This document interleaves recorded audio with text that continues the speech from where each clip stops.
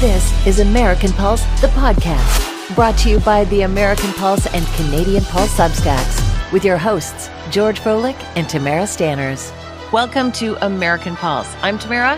That's George. Hi, George. You're looking Hi. dapper today. Oh, thank you. You look good. I like that button-up shirt. It's very cute. I got that in Mexico. Oh, They got Mexico. great shirts down there and pants and cotton. They've And got great we always buy food. lots of clothes. They've just got everything. I love Mexico. Oh, and that's not why we're here, though. This is American Pulse. And today on American Pulse, we have a lot to talk about. Shortly after you and I wrapped our last segment for American Pulse, all of a sudden, we saw what was going on with Anthony Fauci, who saved so many people during COVID, was under attack by the Republican Party. We're going to get to that because there's a certain couple who are very close to Trump who are very much behind that. And it's weird. And you did a great article on American Pulse on that. So that's coming up. Also, you have a guest columnist on American Pulse who wrote something that it touched me deeply. And I can't wait to talk about that.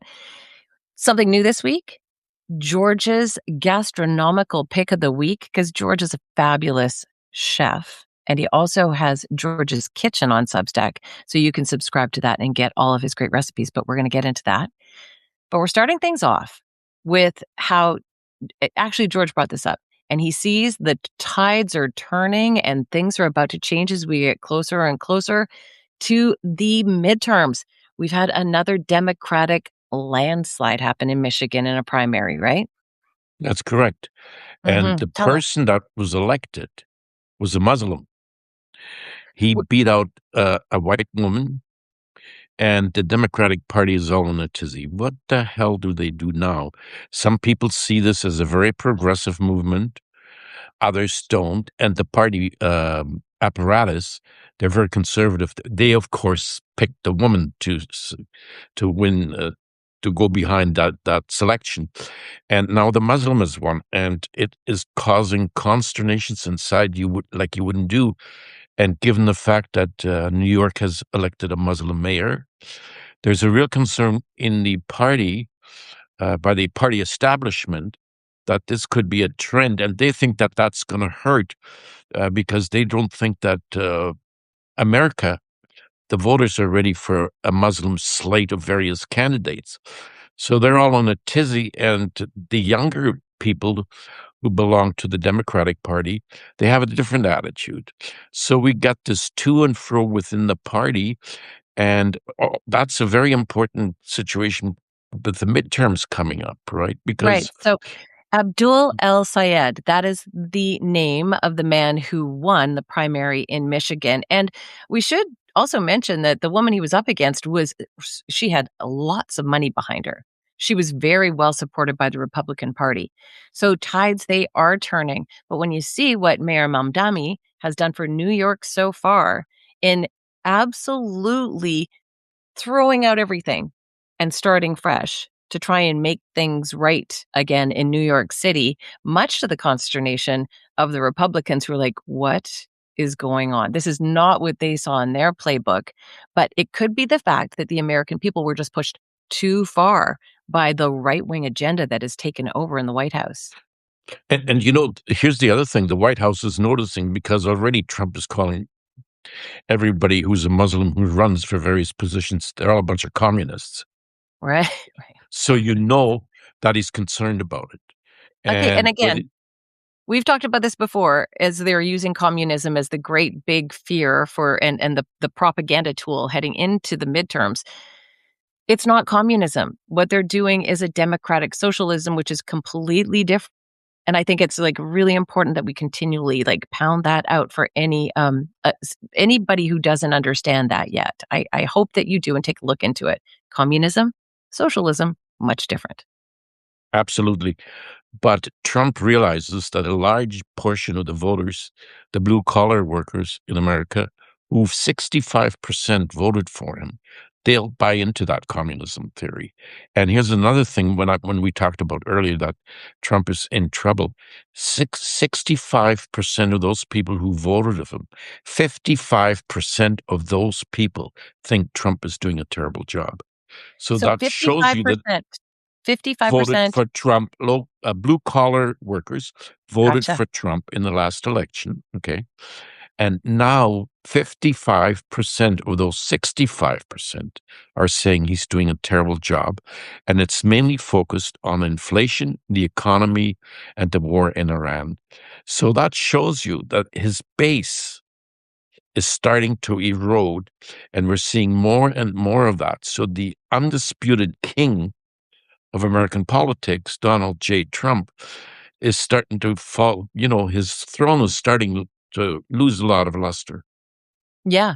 Well, it's about time, and it couldn't happen soon enough because as we get closer and closer to the midterms, this is the time where we could really see some effective changes that could possibly change the course of the United States right now because it's under an attack from the inside on the very bones of its democracy. Like it's just being picked at by legal teams that have been put in place. And this is very interesting because it's actually going on to the power couple that Trump has in place right now that we're after Anthony Fauci, and that is Stephen Miller and his wife, Katie Miller. And like Stephen Miller and his team of legal parasites are truly what are dividing the United States politically right now. Oh, absolutely. He wants to get rid of all the immigrants, and he's been pushing hard and hard. And his hatred for it, I don't know where it comes from, but it's been long established. It started in high school already. Yeah, high He school. was a And he's from real like rebel. he's Jewish and he's from Santa Monica, from a beautiful liberal family. Like, dude, you had the best upbringing ever. What could possibly shift your brain like that to all of a sudden start hating everybody who isn't white?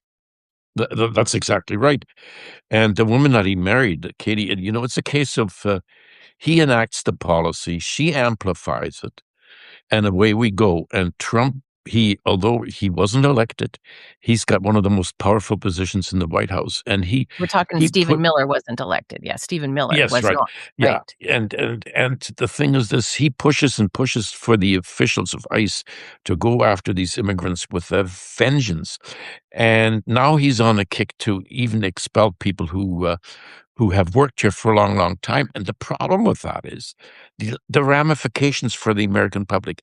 These are the people who pave the streets. These are the people who pick the fruits. All the jobs that the Americans don't want to do. And if he kicks them all out and he's successful at it, we're talking about millions of people. Who the heck is going to do that Oh, job? it's not just that. They are the beating heart of America. So it's not just like the working part. It is the American dream, for people from all over the world, including his family, I'm sure, who came from somewhere else, who found something really special. And he is trying to eliminate that for most of the population of the planet. But getting back to where we started with talking about them in the first place, it's when they started attacking, and Katie Miller in particular was crazy. Anthony Fauci, one of the most respected medical practitioners, scientists, immunologists in the history of the medical system of the United States of America. He's worked for every president since Reagan. He was given the Presidential Medal of Freedom, for heaven's sakes, by George W. Bush, who is also, by the way, a Republican. And to be under attack like he is currently by the current administration, led by Katie Miller and Stephen Miller, it's repulsive. They're not good people. Well, when she was pregnant and he had COVID, he used to call them all the time and counsel them because they were beside themselves and said, don't worry about this. When he did this before she had the baby, after she had the baby, he counseled Stephen about COVID. Here's what you should do and all of that. And don't worry. I mean, I don't want to say he was a father figure to them, but I mean, what he did was a bit out of the usual. And now, once the hearing started, with under Paul Rand, who's out to get Fauci. He wants him thrown in jail. All of a sudden, these two come out of the woodwork and they're going after him with a vengeance. And here's the key thing. All those phone calls and conversations he had with Katie and Stephen, Fauci had in a diary. And that diary was made public during these hearings. And guess what we found out? We found out, that they were hungering for his advice on what to do. But publicly, she wanted him thrown in jail. So did he. And when it came out and the reporters did stories on them, they scrubbed every reference to those calls that he made, like they didn't exist. And she said, first she denied it, that she ever said that. Then she agreed to it. And then finally she said, anybody who has a diary like that is a narcissist, as Right. if that's got anything to do with the issue at hand. They're disgusting pieces of trick. It is true. And I mean, first of all, I just want to go back to the fact that I do have a diary and a journal, and I think it keeps my brain very clear. And I think it's a very smart thing to do. Secondly, why are they after him in the first place? Like, what's the deal? And why now, 6 years after COVID, all of these years post vaccine, it's been proven that the vaccine saved millions and millions and millions of life, possibly billions. Like I did a little research into that, and almost half of the world's population has been vaccinated with the COVID vaccine, 8 billion people. And so far, what they could tell is that their grand total of deaths was 55 post-vaccine, but they're not sure that the deaths were caused by the vaccine.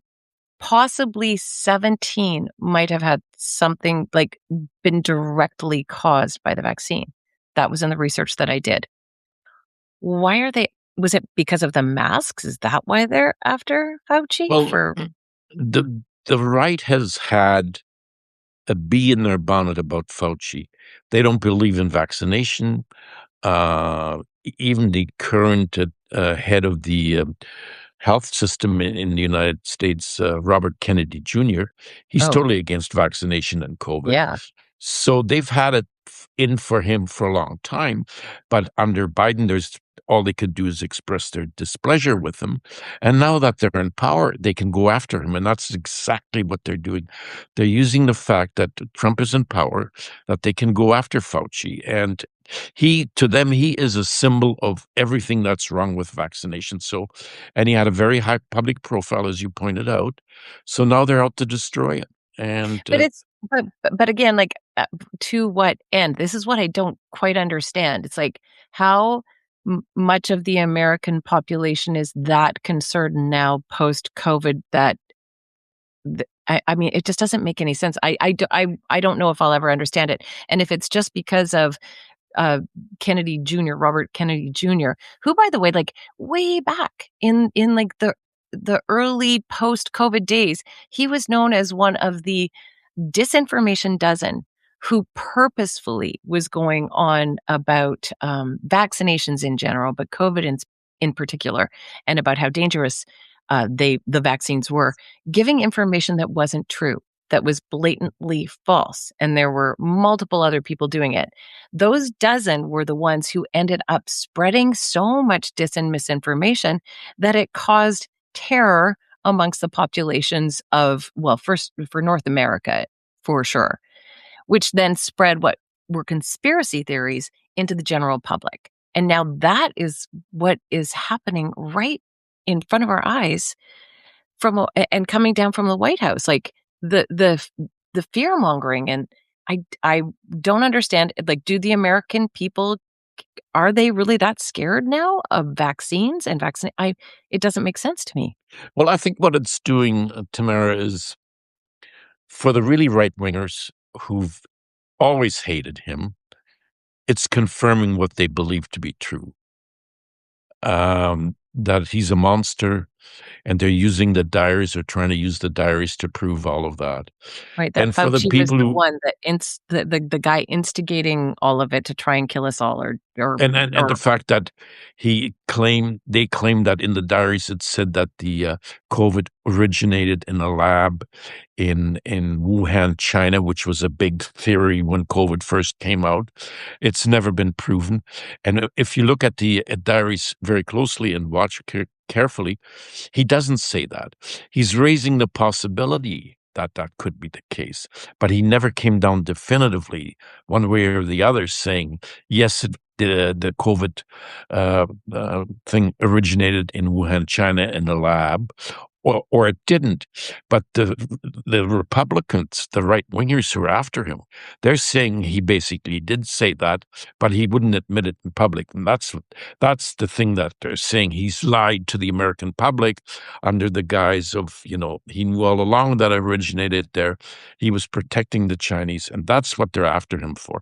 And you know Do what? you think Facts too don't it's matter. no. Do you think it's just like, again, another distraction from all of the other corruption that is happening in the White House? Well, I'll tell you the truth. When you say, is it a disruption? I don't even know if they think like that. Something comes along, they grab on it. And I don't think there's a conscious policy where they sit down and say, let's go after Fauci now and we'll go after.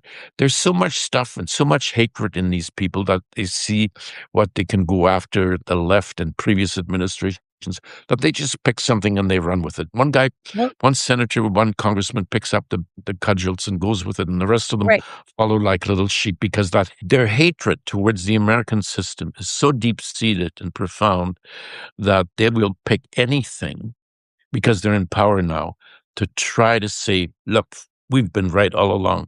You other Americans who don't believe that, you're wrong, and we've got the facts. And Fauci is like an example of that. I've got to, I like, because I obviously had to do some digging on Stephen Miller.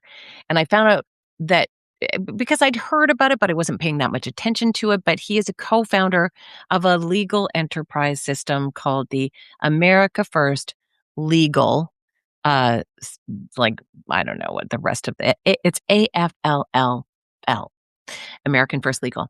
And their whole entire reason for being is that they want to be like they want to counteract everything that the civil liberties, the American civil liberties team is trying to do to create a beautiful world for everybody in the United States.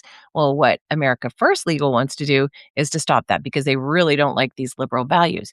So he started that right after Trump lost in and was out of power and Biden took over. Stephen Miller, who had been like Trump's right-hand advisor and speechwriter and all of that during his first term, decided he was going to start this new legal entity that was going to fight all of the liberal laws that were being put into place. So far they've got 120 suits going right now, legal suits going right now, and many of them are dismantling things that have been put in the Constitution from the beginning.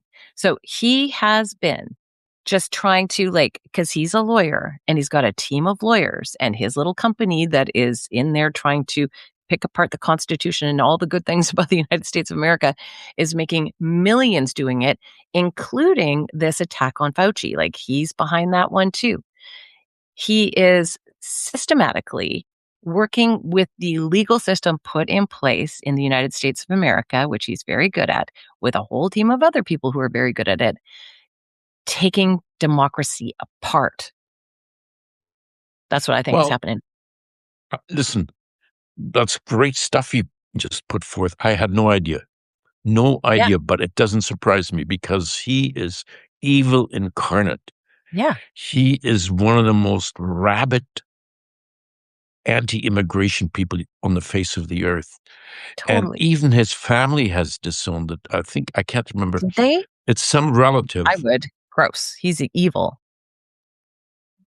Yes, absolutely. He is. Um, there was something about him too being compared to Joseph Goebbels, who was a Nazi. Like he actually, Yes. a speech that Goebbels gave in 1932, and Goebbels, by the way, for the Nazi Party was he was the chief of propaganda or something. I'm Yeah, not exactly sure, but that was his title.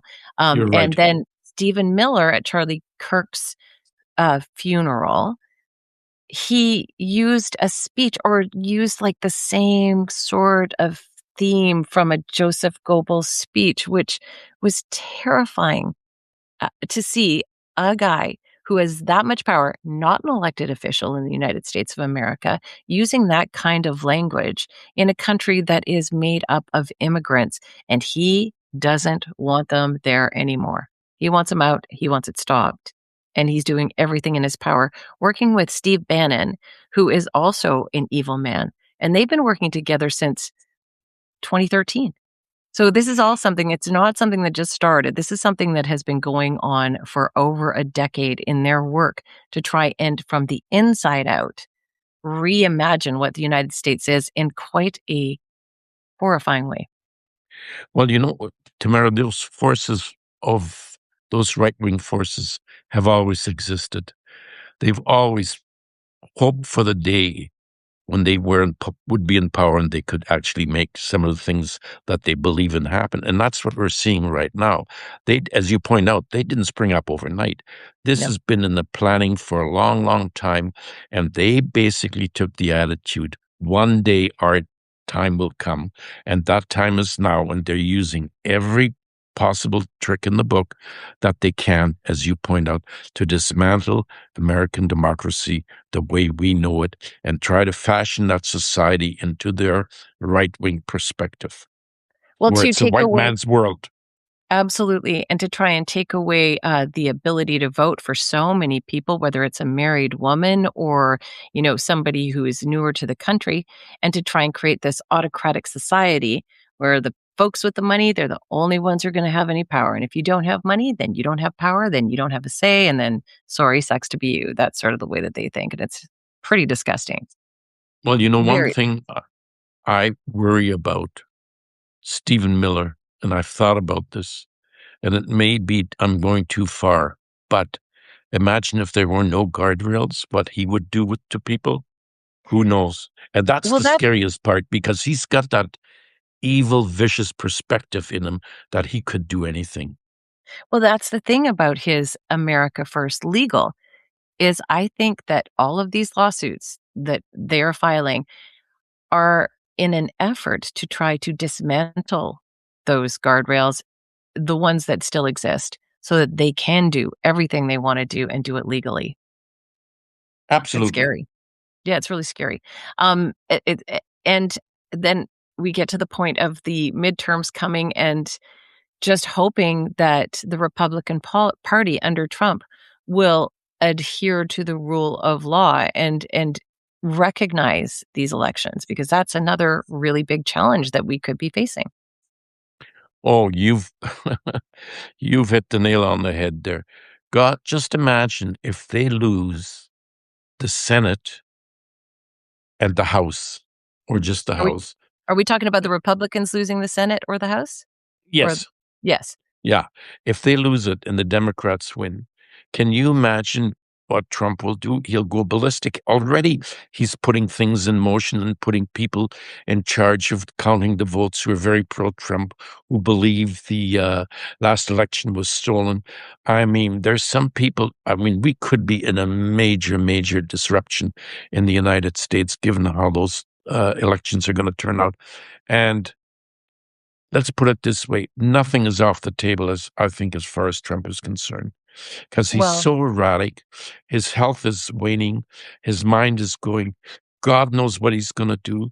And as we've talked before, there's no guardrails in that White House right now that says, "Oh, no, Mr. President, I don't think you should do it." They're all cheering him on. Go, go, go, oh, Mr. President. well, again, and I think, as we see Elon Musk kind of moving back in at the election Oh, time, because he does have powers that nobody else in the White House has. He's got the technological powers to actually interfere with the election or help Trump with the election, as Trump would say. And he's back inside, or at least getting closer again. And again, I think it just goes right back to a guy like Stephen Miller, who is really working hard to try and keep a guy like Trump in place. I feel like Trump, they've just been waiting for a man like him who is so easy to manipulate. And that's exactly what Stephen Miller started doing from the moment he became Trump's advisor before the 2016 election, just putting these seeds in Trump's ear and leading him fully astray, to do whatever absolutely. they want. Yeah, Yeah. I mean, that, crazy. that, that shows you how evil he really is. Yeah. And I think, by the way, your observation about Musk, brilliant. I hadn't even thought of that, but you're right.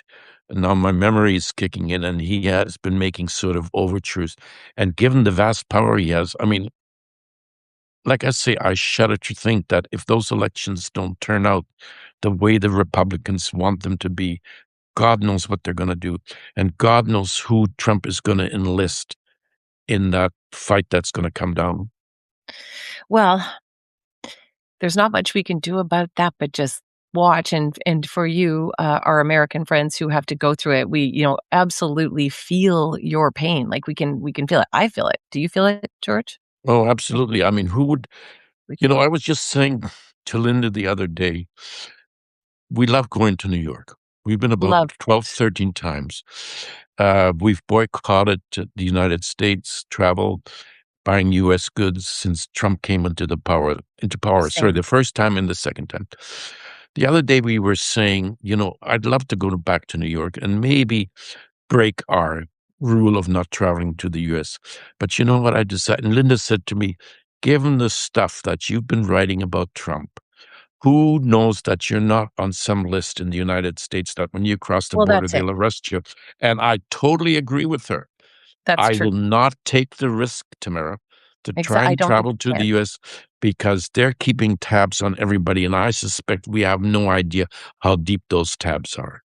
I absolutely agree with you, and I think that's a perfect time to bring up the guest columnist that you enlisted to write for American Pulse, who is an American man, who feels Mm. I mean, like, to much deeper degree than what we feel. Yeah, we've been inconvenienced as Canadians, and we've been bullied, and we've been, but we haven't had to deal with people being murdered on our streets by our leadership, and we haven't had to go through fear and terror like that. But where did you find Ross Bolton, the guest columnist? On Substack, I saw his column, I read it, and I thought, because I wrote a column similar to his, which people on American Pulse, it went viral. It's still viral. It's got more than half a million views, where I basically said in the column, look, Americans, here's what's happening in Canada, and we're reacting in a way because what you've done to us, and you got to know about it. And my subscriptions on that day went through the roof. And as I say, they're still coming in strong, the views. And so I thought, okay, I, as a Canadian, wrote that, and it resonated with Americans. Now imagine if an American writes it, because there's a lot of people on Substack and in social media who always think that the Americans are sort of all of the MAGA variety and they don't like the way Canada has been treated by Americans.